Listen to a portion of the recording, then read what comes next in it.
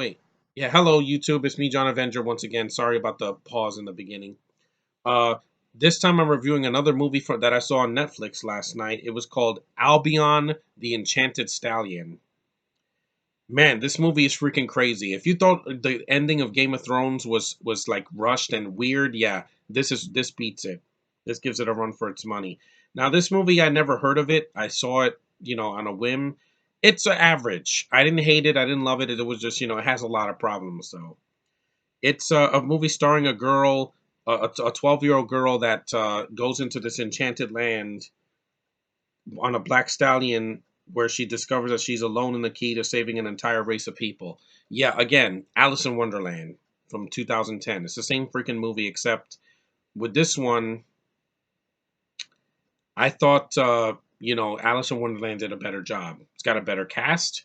It's got better pretty visuals. It's not disgusting. Like this movie had some disgusting imagery. You have John Cleese in a fat suit with pimples, and he's eating like freaking Jabba the Hutt with a soup bowl, and then he finds a finger in it. I'm like, yeah, who was your target audience for this movie? If it was kids, why do you have the disgusting imagery? You also have people said that it's a man bashing movie. It's not. There's just some of the guys in this movie are just useless. You have Liam McIntyre. You probably saw him on The Flash as the Weather Wizard. He's a guy named Aramon. He has freaking guyliner. He's a guy with eyeliner on his eyes. I'm like, what are you, Adam Lambert? Stupid. Then you have this British guy. Yeah, I'm not. I'm gonna keep this short. I'm not gonna bash them for a whole video. You've seen me do that already. It's a new year. Um, he faints all the time because he's just a coward, and he tries to kiss one of the lead girls, and he's a puss bag, and it's not nothing. Some of the guys are underused in the movie. Stephen Dorff is in the movie. Stephen Dorff from Alone in the Dark and a bunch of other films. He plays the dad in the movie for the little girl, and he's in like two scenes, so he's underused. But there were positives in the movie. I like Avery Arendis as Evie. She was good for a young age. She did a good job. The redhead girl is gorgeous in this movie. Castile Landon, she's Iru. She's a really badass character, well developed, no freaking superpowers. Again, you know what I'm talking about. And she tries to do like a Scottish accent. She sounds like the girl from Brave. It's a little bit, uneven, but it's not horrible. Oh yeah, Dan Sharman. That's the guy that plays the lead guy. Also you have this Irish guy that comes out of nowhere with a beard. I'm like, what? He sounds like a leprechaun. I'm sorry, it's laughable. I wasn't in pain. I was just laughing because it was so stupid. And there's some things that are not explained. Like there's these guys that they are black and white and they have like a pointed head and they look like black and white Klansmen members. I'm not trying to be racist, but that's what they look like. It's ridiculous. This movie makes no freaking sense. There's some pretty visuals in the movie. The kingdom that they do. Also, Deborah Messing's in the movie as a queen. She's underused. Jennifer Morrison's in it. She's from Once Upon a Time. Very beautiful actress, but she's underused. And it's just the movie is just weird. Like if you thought Never Ending Story, Lord of the Rings, The Hobbit, all these movies are weird. This is way more weird. Like a lot of things just happen and it's just weird. Like this guy, yeah, this guy, literally the Irish guy, he jumps out of a window like this, face first. He lands on the ground and he leaves a print like a freaking Looney Tunes cartoon, and he doesn't die. I'm like, what kind of a whacked out, drug induced land is this? It's like if you saw the Chronicles of Narnia while high on acid. That's what this movie's like. Like I said, Game of Thrones ain't got nothing on this. The nudity and the freaking CGI dragon and whatchamacallit, the freaking the violence and the incest and all that. That's nothing compared to this freaking movie. This movie is gonna weird you out even more unless you're high on something. Because again, Lord of the Rings and The Hobbit and freaking Game of Thrones never had people that can't die. They don't have a guy that literally can get a piece of wood stuck in his head and he can heal himself like Logan or Deadpool.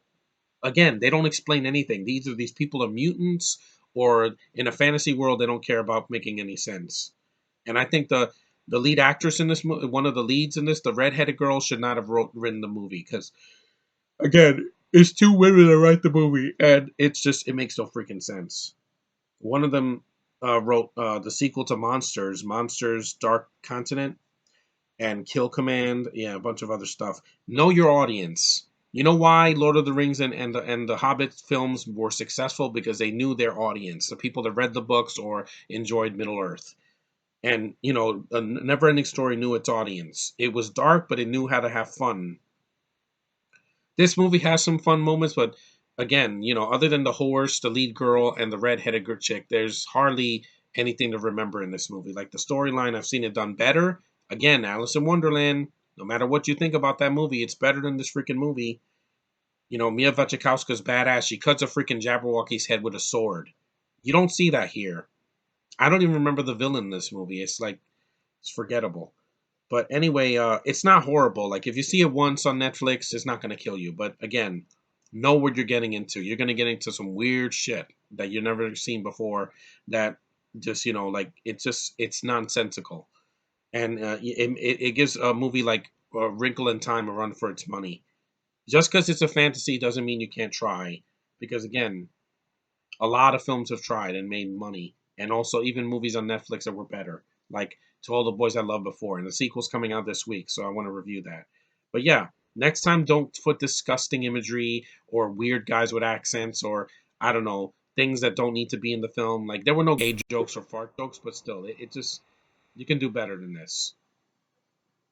Let me show you the redhead because she's really beautiful. And my friend Josh saw her picture last night, and I'm like, yeah, her name is Castile Landon.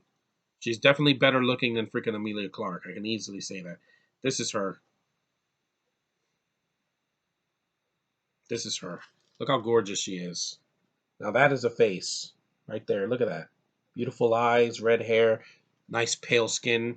Again, why wasn't she in a Star Wars movie? Oh yeah, because you have to cast a bunch of Brits. But again, I digress. I've said enough about that. But anyway, this movie's above average. It's average. If you never see it, you're not missing much. And the movie, is nonsensical. It's a fantasy film with like going in different directions. It could have been better, but it could have been a lot worse too. It could have been boring. It wasn't boring. It was just really really weird. And but anyway, thanks for watching, guys. If you never heard of this movie, I'm like, well, I'm gonna do a whole month of movies you never heard of or films that were overlooked in March. So thanks for watching. Take care. Thanks for watching my video on my DVD update, and keep watching my videos, guys, because I'm gonna keep going no matter what.